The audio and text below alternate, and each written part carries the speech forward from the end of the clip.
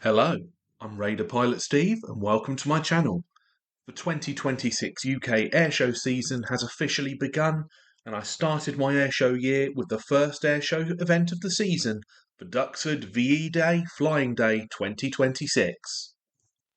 The main theme of the show was VE Day, but another theme certainly took centre stage. This was the 80th anniversary of the Havilland Canada Chipmunk, which was well represented in the air and on the ground. The main part of this event was the short flying display featuring several Duxford-based warbirds and a very special finale. The weather was very hot and sunny. I have the burnt arms to prove it. I know, I'm an idiot for forgetting my sun cream. Everything that was scheduled to display did so. All the photos featured in this video were taken by me and can be viewed on my Flickr page, which I have linked below. The static display was dominated by the de Havilland Canada Chipmunk. This monoplane trainer was built in 1946 and intended to replace the Tiger Moth. It went on to serve with air arms in 23 different countries, including all three branches of the British Armed Forces. The Chipmunk was produced from 1947 until 1956, in which 1,284 examples were built, and many are still airworthy in private hands. A small handful are still in active service, including a pair by the Battle of Britain Memorial Flight and 6, which are still used by the Portuguese Air Force. A total of 42 examples attended the show, with the majority being UK-based aircraft, but several came from further afield, including Belgium, the Netherlands, and not forgetting a trio of Portuguese Air Force examples that were making their UK airshow debut. A large amount of the visiting Chipmunks were the T10 or Mark 10 variant, which were powered by a de Havilland Gypsy 8 engine and intended for the Royal Air Force. There was also a good number of Mark 22s, which are T10s converted for civilian use. Two of these were Mark 22As, which are identical to Mark 22s, but with the addition of extra fuel tankage. Two of the aircraft were the quite rare T2 variant, which are powered by the de Havilland Gypsy 10 engine and has a distinctive bubble canopy and were built to serve with the Royal Canadian Air Force. The final three aircraft were the Ogma Chipmunk T20s from the Portuguese Air Force, which are powered by the more powerful Lycoming O360 engine. Two of the Portuguese Chipmunks had markings that celebrated two previous anniversaries of the Chipmunk, the 50th and the 60th. The Chipmunks visiting the show were not just relegated to the static display, but half of them would later take to the air in a very special finale. It wasn't just chipmunks out on display. One of Duxford's most well-known residents, Plain Sailing's Canadian Vickers PBV-1A Canzo A, was on display outside, sans one of its engines and propellers, but was still open for visitors to climb aboard. Jasper Binks Aviation was also on hand with their two World War I replica aircraft, in the form of the Fokker D7 and the Fokker DR1. There was also a selection of interesting visiting and locally based aircraft that were viewable from the main flight line. This included an Allon A2 Air Coupe that is often seen here at Duxford, a Beagle A61 Terrier II, which was converted from a 1962 Ulster 6A Tugmaster, a Boeing Stearman PT-17 Cadet operated by Ethel Dare's Wing Walking, a pair of beautiful vintage Luscombe 8E Silvair Deluxes that were parked up next to each other, a Scottish Aviation Bulldog T1 which is now owned by Classic Wings, and a visiting Vans RV8 with an interesting paint scheme, as well as a smart looking Vans RV12. Now onto the main event, the flying display. Kicking off the show and the 2026 UK season was a pairing of iconic warbirds from the fighter collection. This featured the Grumman FM2 Wildcat and the Curtiss P40F Kittyhawk Mark II Lee's Hope, in the hands of Brian Smith and Stu Goldspink respectively. The pair flew a series of formation passes before separating for their own solo displays. This Wildcat is one of only two airworthy examples in Europe, and the Kitty Hawk is a rare Merlin-powered example. Next came a demonstration of vintage aerobatics courtesy of Anna Walker in her Casa 131E Jungmann. Anna certainly put her biplane through its paces with a series of entertaining aerobatic manoeuvres throughout the display, including an impressive rolling circle. This aircraft is a Spanish-built version of the famous Buca Bu 131 Jungmann and is still a popular aerobatic mount even today. Changing pace and representing early World War II was a graceful display by Ben Cox in the Lockheed 12A Electra Junior, operated by Fighter Aviation Engineering Limited.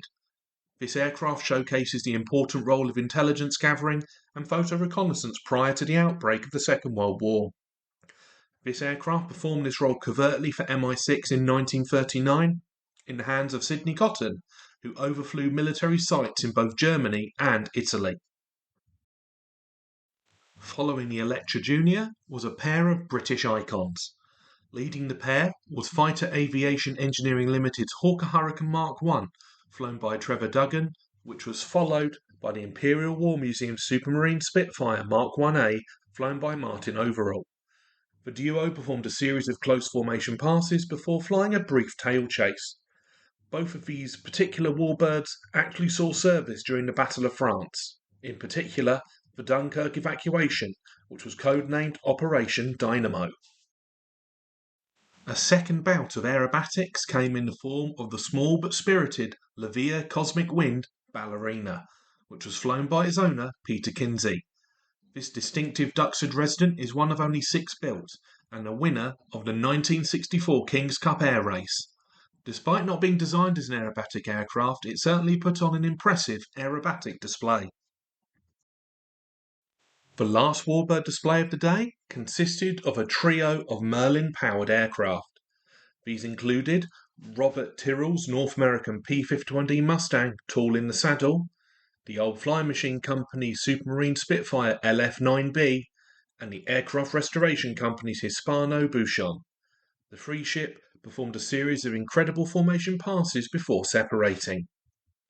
First came the Mustang in the hands of John Gowdy, who put on a very impressive solo display and marking this aircraft's first display under its new ownership.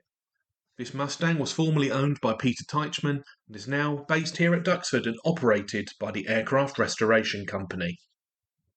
After the Mustang display came the pairing of Spitfire and Buchon in the hands of Lee Proudfoot and Paul Bonham respectively. The duo put on an excellent close formation tail chase, which concluded with the Spitfire performing a victory roll.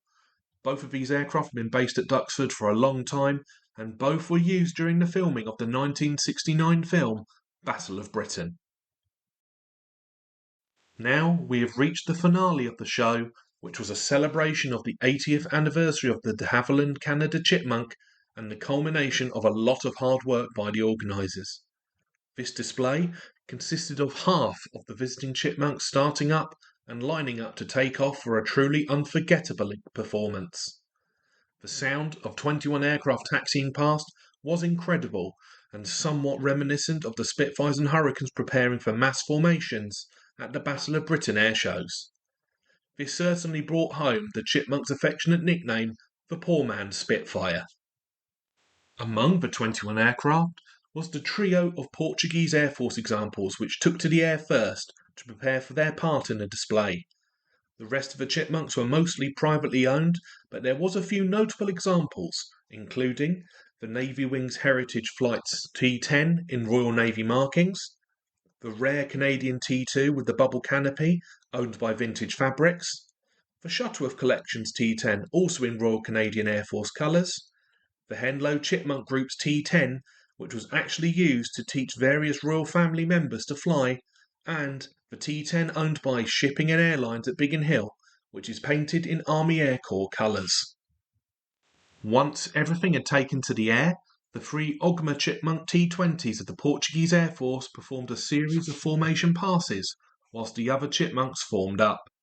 These chipmunks are part of 802 Squadron Aguias, or the Eagles, which is part of the Portuguese Air Force Academy at Sintra Air Base, where they are used to screen new pilots for basic flying skills, and aero-towing gliders. These aircraft have served the Portuguese Air Force for over 70 years and are slated for retirement in 2027 and are being replaced by the Tecnam P Mentor. The T-20s then cleared out for the main formation of 18 Chipmunks to perform a mass flypast. Leading the formation was a Diamond 9 of Chipmunks, followed closely by 3 sections of aircraft in Vic formation. This was a truly wondrous sight and unlikely to happen again anytime soon. The Portuguese trio then returned to conclude their display with more formation passes and a bomb burst at crowd centre. The formation then returned in a looser configuration for another pass, followed quickly by a surprisingly energetic break to land by the Portuguese examples. The main formation then started separating as they flew over a few more times and each chipmunk entered the circuit to land. This brought to a close a very entertaining and somewhat emotive flying display. In conclusion, the Duxford VE Day Flying Day 2026 was an incredible event with some excellent flying displays. My particular favourite should come to no surprise: the amazing formations of chipmunks that closed the show, as well as the Portuguese Air Force examples which made their first and probably last appearance at a UK show. Seeing the mass of chipmunks on the ground was also a sight I won't forget anytime soon. This was certainly a great way to kick off the 2026 airshow season. If you wish to see more of my photos from these events and others, I have linked my Flickr page in the description below. You may also wish to follow me on Instagram, where I post aviation content frequently. My next major show will be the Shuttle of Wings and Wheels Airshow if all goes to plan. I hope you enjoyed this video. Please like and subscribe if you did, and I hope you will join me in the next one. Bye.